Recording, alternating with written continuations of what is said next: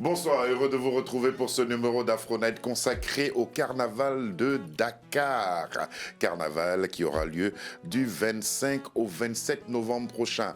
Madame Fatou Kassessar, comment allez-vous? Très bien, Serge. Dakar est-il prêt à accueillir tous ces festivaliers? Absolument. Ouais. Dakar, la capitale. Dakar, ville créative. Dakar, ville dynamique. Ce sera où exactement à Dakar? Parce que Dakar compte 19 communes. Oui. Ce sera où? Alors, ce sera au Monument de la Renaissance. Monument de la Renaissance, ce sera la 3e édition. Ce sera la 3e édition. Contente de ce qui ici est déjà fait? Oui, oui, Ouais. vraiment. Voilà, c'est les deux premières éditions se sont bien passées. Ça a été très bien accueilli. Nous avons eu beaucoup de participants. Ouais. Et des visiteurs qui venaient en famille.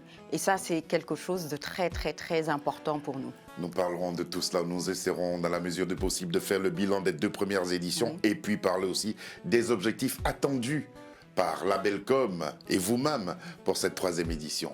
Bienvenue à Afro Night. Merci, Serge.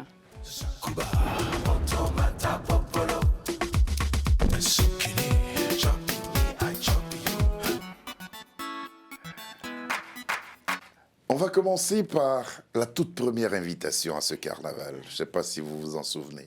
Et vous verrez, il y aura une image, je suis certain, fera plaisir à beaucoup de téléspectateurs qui vont reconnaître cette dame. Bonjour chers amis. Le Sénégal vous invite au premier grand carnaval de Dakar. Carnaval qui deviendra l'incontournable dans toute l'Afrique de l'Ouest. Vous voulez découvrir les danses, les costumes traditionnels, goûter à la cuisine des terroirs, assister à des battles de djembé, à des démonstrations de lutte traditionnelle? Alors nous allons partager notre culture et l'ouvrir au monde entier dans une ambiance unique, festive et populaire. Ne ratez pas la grande parade en costume traditionnel. Les ateliers, les concerts et la dégustation géante jamais réalisée de Thieboudienne, le plat national sénégalais. Ah que nerf, comme c'est bon! Nous vous attendons début avril. Venez faire la fête avec nous au Sénégal, pays de la Teranga. Réservez déjà vos dates. Dakar vous attend. Dakar vous attend. Oui. Cette invitation, elle peut être intemporelle si on Oui. enlevait simplement le mois d'avril qu'elle annonce. Oui, Ouais. oui. Bon, d'abord C'est un tellement mot. bien fait. Voilà, maman Nicole Sarr. Ouais. Vraiment, je l'aime énormément. Nous aussi, on l'aime. Oui, Voilà, on a beaucoup d'affection pour elle. c'est une dame qui est incroyable, voilà, qui a beaucoup apporté aussi à la culture africaine. Tout à fait. Vous en parlez avec émotion. Oui, j'en parle avec émotion parce que c'est une femme en or, Ouais. c'est une star. Oui. Et voilà, elle me soutient vraiment, vraiment beaucoup. On a tenu à beaucoup. présenter Oui. cette image et Ouais. puis rappeler aux gens qu'elle est encore là, Nicole Sarr, et qu'elle a Absolument. porté la culture africaine et elle continue de la porter. Qu'est-ce que vous ressentez à revoir ces images et à quoi cela vous ramène? Bon, je ressens beaucoup d'émotions parce que ce sont les images de la première édition Ouais. et La naissance de quelque la chose. naissance d'un projet très ambitieux, Ouais. hein, pas facile, d'accord. Donc je me remémore un peu le chemin parcouru. Ouais.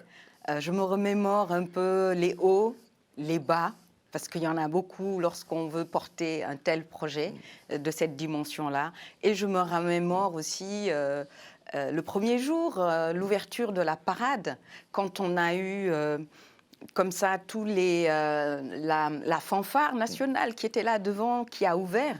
Et le sentiment, voilà, d'avoir accompli quelque chose. Avoir Voilà. accompli quelque chose. Oui. C'était le point de départ. Hein. Mais à quel besoin répondait cette idée de carnaval?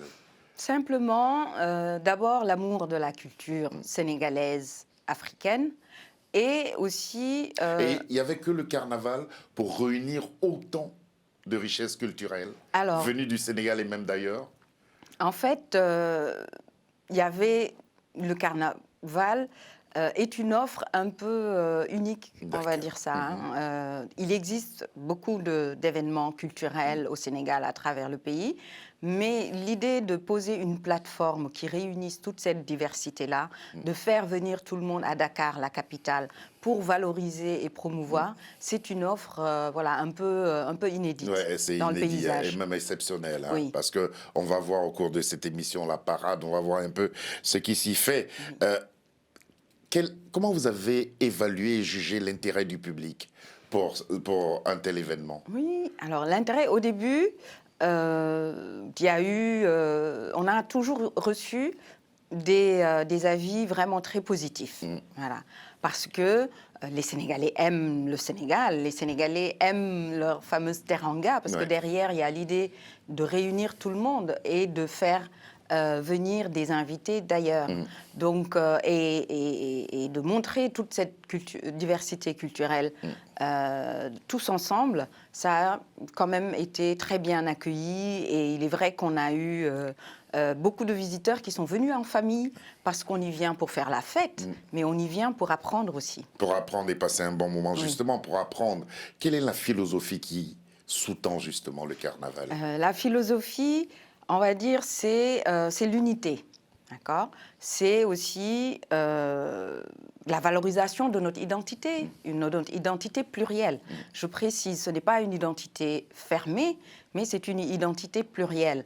Donc ça compose cette diversité, cette pluralité qui compose la société sénégalaise. C'est ce que nous essayons de montrer à travers le carnaval. C'est aussi le fait d'avoir du brassage et d'inviter d'autres pays à venir aussi partager leur culture avec nous. On va parler du pays invité cette année. Rappelons que c'est le Nigeria. Pourquoi le choix du Nigeria? On en parlera tout à l'heure. Mais replongeons-nous dans... et revivons ensemble quelques temps forts. C'est assez court, hein, mais ce sont quelques temps forts du carnaval de l'année dernière.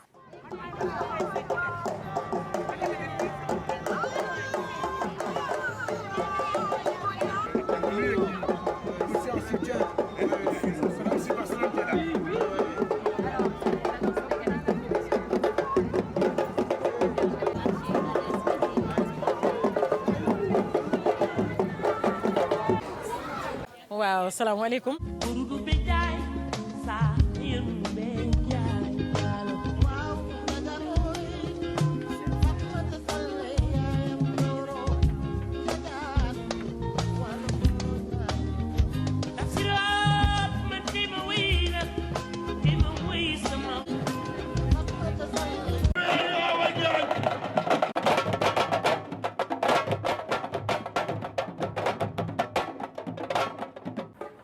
Madame Fatou Kassessar, de Labelcom, qui a eu l'initiative d'organiser cette belle soirée qui va se poursuivre dans les jours à venir.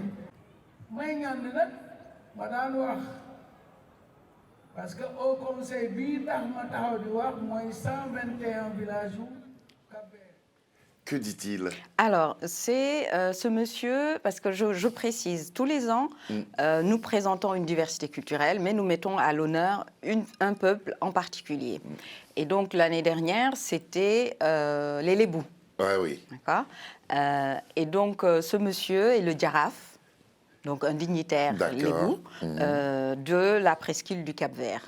Donc, il expliquait l'importance de cet événement-là, l'émotion qu'il a eue à participer, à avoir les Lébous mis à l'honneur, et le fait que l'événement porte en lui de l'amitié et de l'unité nationale, et que c'est important donc, pour le pays. Pour le pays.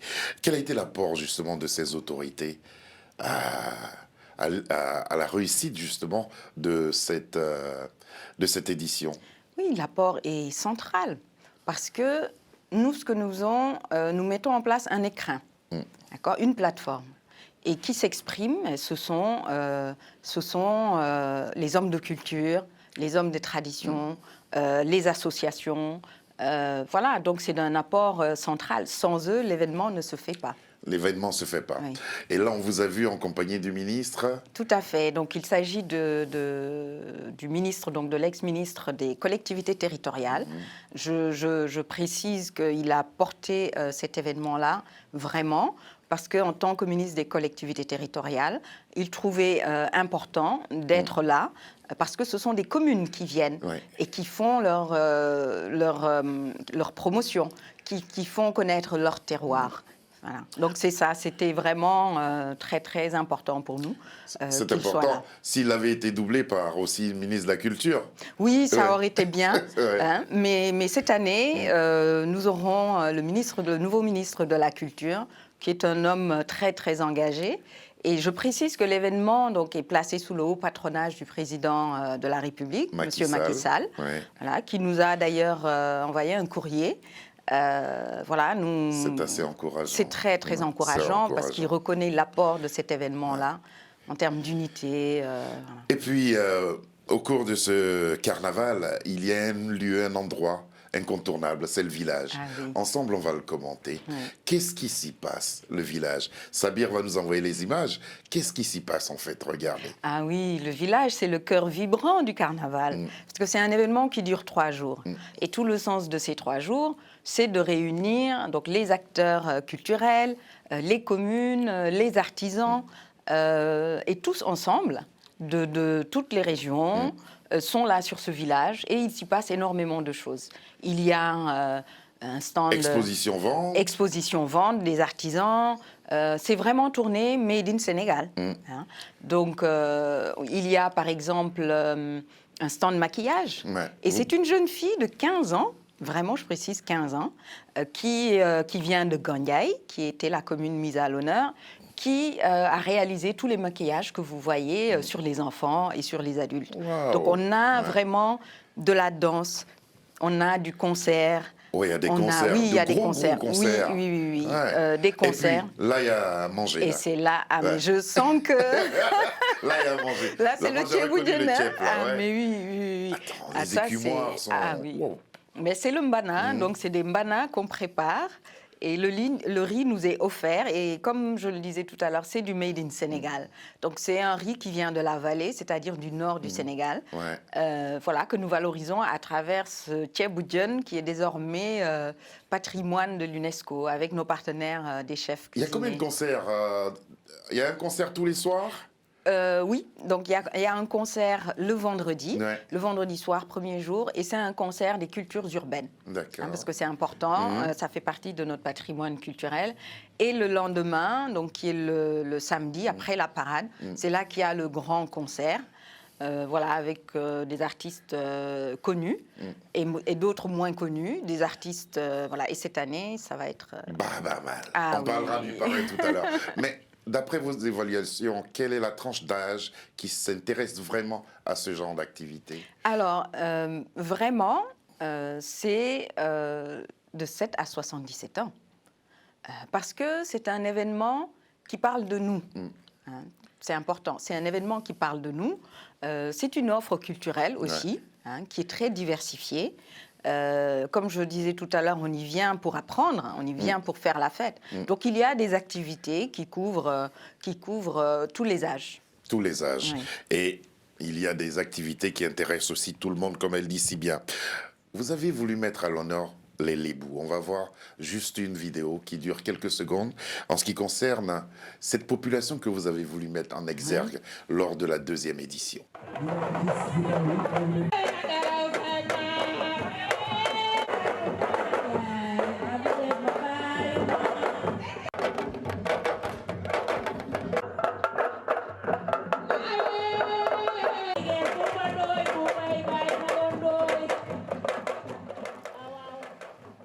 Quel était le but recherché, Madame Kassessa? Alors, quand on met à l'honneur donc un peuple en particulier, c'est pour pousser un peu plus dans la connaissance, dans le savoir.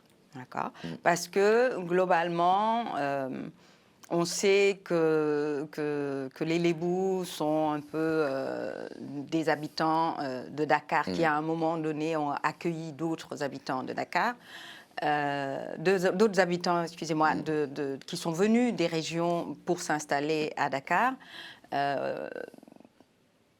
mais il reste encore beaucoup à connaître Ouais. profondément dans la culture. Ils sont Donc, un peu méconnus. La culture voilà. est un peu méconnue. Voilà. Parce que mélangée à d'autres. Parce que mélangé à d'autres. Et l'idée, c'est de dépasser ce qu'on sait déjà des Lébous ou de la culture qui est mise à l'honneur et de pousser un peu plus à travers la parade, les costumes, à travers aussi ce qui est très C'est magnifique important. ce qu'on a vu là. Ah oui, c'est le Ça donne envie Ndaorabin. de voir ça en vrai. C'est le Ndaorabin. Ouais. Voilà, ça c'est typiquement Lébou, voilà, avec toutes ces femmes parées de plusieurs pagnes, etc. Mais derrière, il y a aussi des scènes de théâtre.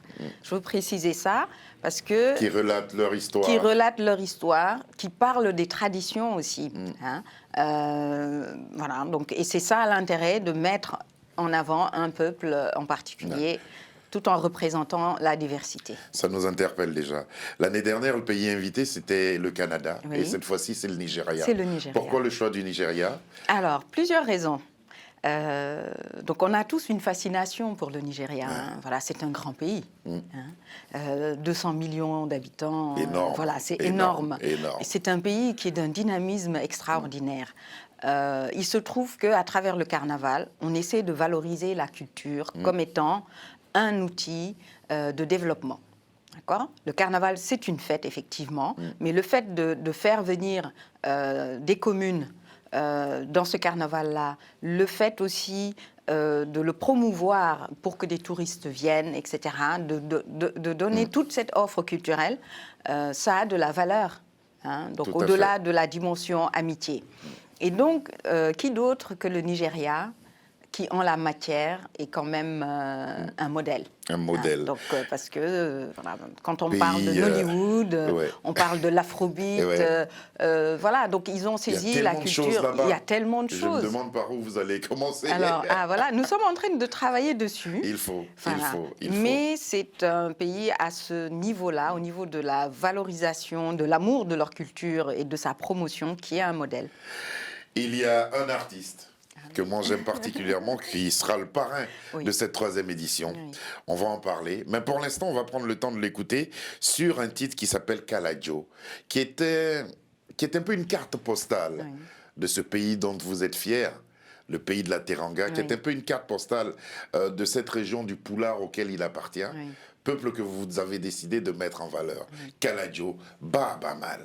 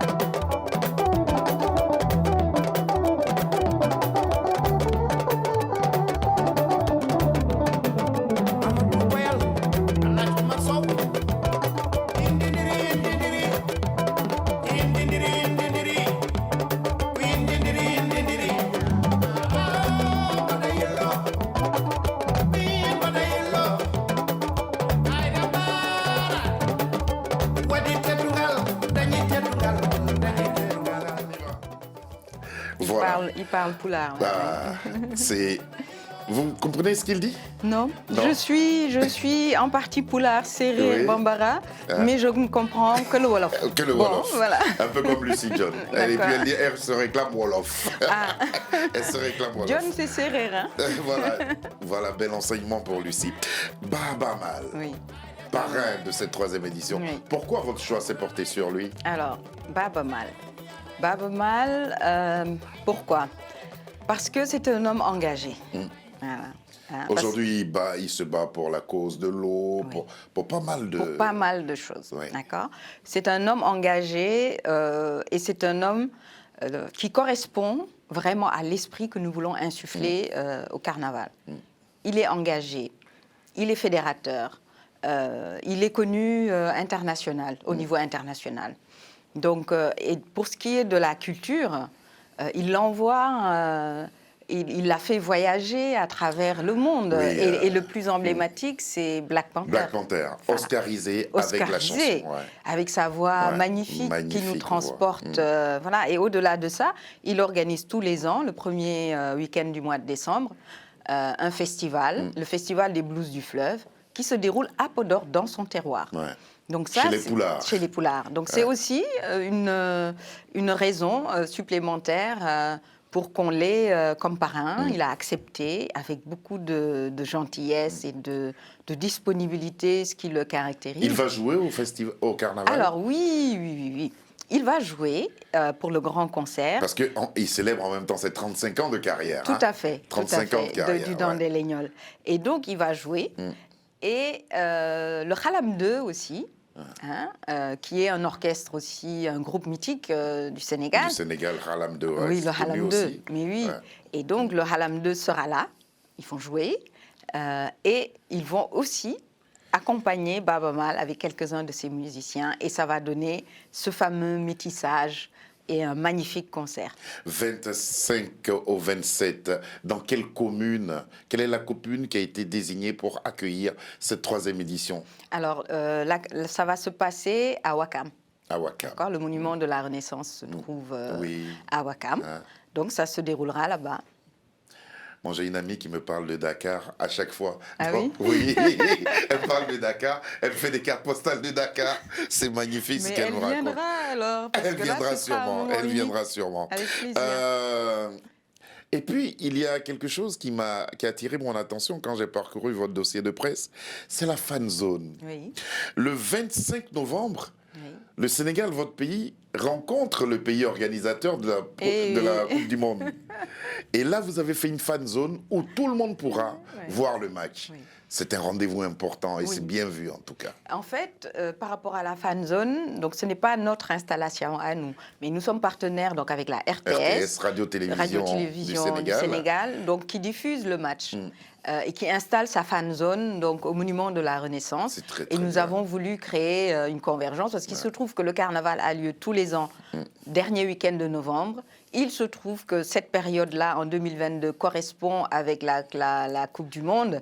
Et surtout, le premier jour du carnaval, c'est le jour où le Sénégal joue son 2e match contre le Qatar. Donc, après avoir rencontré les Pays-Bas. Voilà, donc nous allons croiser les doigts. Pour que le Sénégal, bien sûr... Pour porter bonheur. Aux champions d'Afrique. Ah oui, absolument. Aux champions d'Afrique.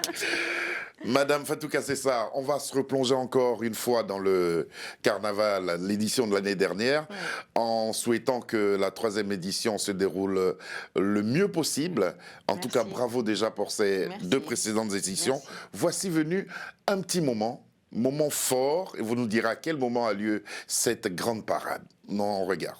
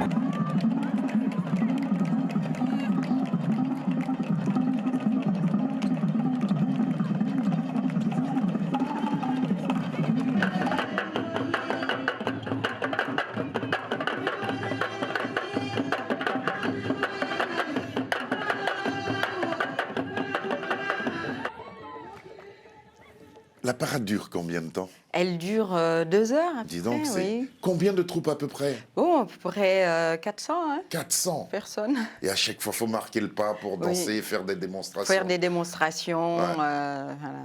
Les couleurs sont belles. Les couleurs C'est sont magnifique. magnifiques, oui. Ouais, les ballets sont beaux. Oui. Et puis les artistes sont heureux de participer à ça parce que Ça se sent. ils sont heureux et le public est émerveillé. Donc, On va revoir l'affiche qui nous invite à cette 3e édition du Carnaval de Dakar. Un carnaval qui est en train de trouver sa vitesse de croisière. Et nous souhaitons cela pour la Bellecom ainsi que pour la ville de Dakar elle-même. Ça va devenir un rendez-vous incontournable. Oui. 25 au 27 novembre. Oui. Pourquoi le choix du mois de novembre? Alors, le choix s'est fait donc par hasard. Ouais. Et puis, nous avons décidé de le conserver parce qu'il correspond au début de la haute saison touristique C'est très, très au bien. Sénégal. Donc, c'est un peu comme une manière de dire Sénégal, pays de la Teranga. Chers amis, venez découvrir notre beau pays. Allez découvrir le Sénégal à travers ce carnaval qui vous permettra, en étant à Dakar, de connaître la plupart des grandes régions du Sénégal. Et puis, n'oubliez pas de fréquenter le village. Je crois que c'est un endroit merveilleux. Quand on y sera, je passerai tout le temps au village. Ah, mais il faut. Merci beaucoup, Fatou Kassessar, d'être venue. Je rappelle que vous êtes l'organisatrice et l'initiatrice de cet événement qui aura lieu du 25 au 27 novembre. Ce sera à Dakar, dans la commune de... Ouakam. Ouakam. Oui. Merci beaucoup. Cette émission a été réalisée par Sabir Gaïb. À ses côtés, il y avait Lucie John. Davina et Marie nous ont aidés à sa présentation. Nous l'avons présentée véritablement avec beaucoup d'affection pour cette magnifique capitale qu'est le Sénégal. Bonsoir à vous téléspectateurs et bon courage à vous. Merci. Nous vous Serge. portons. Allez.